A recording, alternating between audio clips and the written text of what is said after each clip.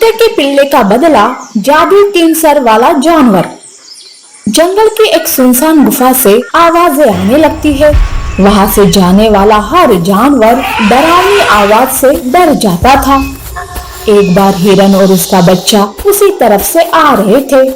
तब बच्चा कहता है, माँ चलो गुफा के अंदर जाकर देखते हैं। नहीं बेटा, पता नहीं कौन भूत आकर बैठा है इस गुफा में, जानवरों को डरा कर रख दिया है। बेटा तुम या तुम्हारे दोस्त कभी इस गुफा के अंदर नहीं जाना, समझे ना। हिरन बच्चे को लेकर वहां से चली जाती है। दरअसल उस गुफा में एक जानवर शैतान को प्रसन्न करने के लिए पूजा कर रहा था। वो कड़ी तपस्या कर रहा था, इसीलिए गुफा से कभी बड़ी आवाज आती तो कभी डरावनी आवाज। ऐसे ही कुछ दिन बीत जाते हैं और एक दिन उस जानवर की तपस्या देखकर शैतान खुश होकर प्रसन्न हो जाता है। मैं तुम्हारी तपस्या से खुश हूँ, बोलो तुम्हें क्या चाहिए, मैं तुम्हें मनचाहा वरदान दे सकता हूँ। मुझे इस धरती का सबसे शक्तिशाली जानवर बनना है। हर कोई मेरे कदमों में अपने जीने के लिए भीख मांगना चाहिए। सबका जीना और मरना मेरी मर्जी से होना चाहिए। शैतान उस जानवर को उसका मन चाहा वरदान दे देता है। जादुई शक्तियां मिलते ही वो जानवर एक 3 सर वाला जानवर में बदल जाता है। जानवर इस बात से बहुत खुश हो जाता है और वो जोर जोर से हंसने लगता है। उस दिन पहली बार उस गुफा से वो जानवर बाहर आता है। जंगल में जानवर अपने अपने कामों में लगे थे। बच्चे खेल रहे थे तो कोई बातें कर रहे थे। ऐसे में अचानक 3 सर वाले जानवर को देखकर सब डर जाते हैं। बाप रे, ये भयानक जानवर कहाँ से आया? लगता है ये उसी गुफा में रहता था। साथियों चलो भागो यहाँ से। कोई जानवर अपने बच्चों को लेकर भागने लगते हैं तो कोई अपनी जान बचाने अकेले ही भागने लगते हैं। पर तभी 3 सर वाला जानवर अपनी जादुई शक्ति से उन जानवरों को भागने नहीं देता है। अपनी काली शक्ति से वो सारे जानवरों को जकड़ लेता है। कहाँ भाग रहे हो तुम सब?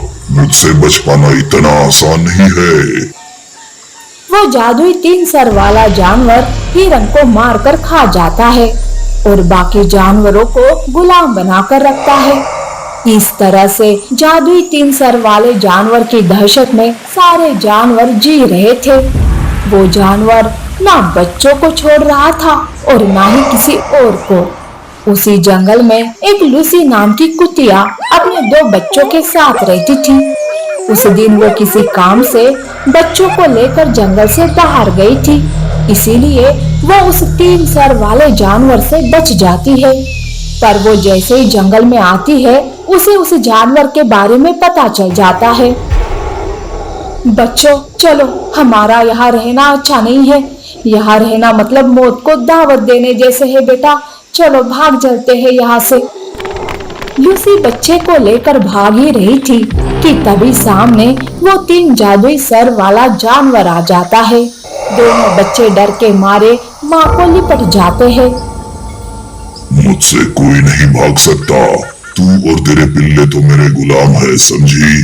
मैं जैसा कहता हूँ वैसा कर, नहीं तो। लूसी बच्चों को जंगल से भगा देती है, पर 3 सर वाला जानवर एक बच्चे को पकड़ लेता है। तब लूसी उसे काटने लगती है।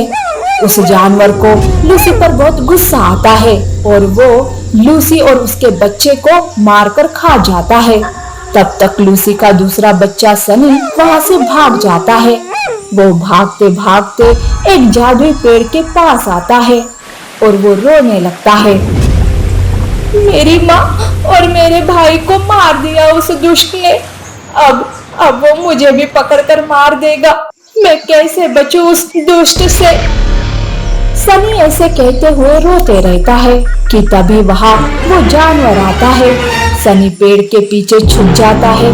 तभी जादुई पेड़ से रोशनी निकलती है जो कि सनी पर पड़ती है। सनी विशाल रूप में बदल जाता है। जादुई पेड़ उसे जादुई शक्तियाँ देता है। तब सनी पेड़ के पीछे से उस जानवर के सामने आता है। ये क्या, तू इतने जल्दी विशाल कैसे हो गया? पर तू कितनी भी ताकत लगा ले, मुझे नहीं मार सकता।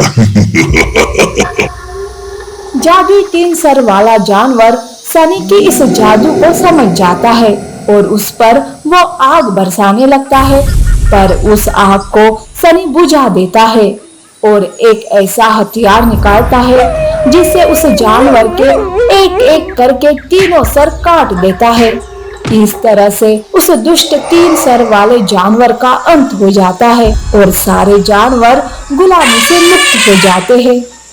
सनी उस जादुई पेड़ का धन्यवाद करता है और फिर से अपने असली रूप में आता है। अब सनी उसी पेड़ के साथ रहते हुए खुशी से रहने लगता है।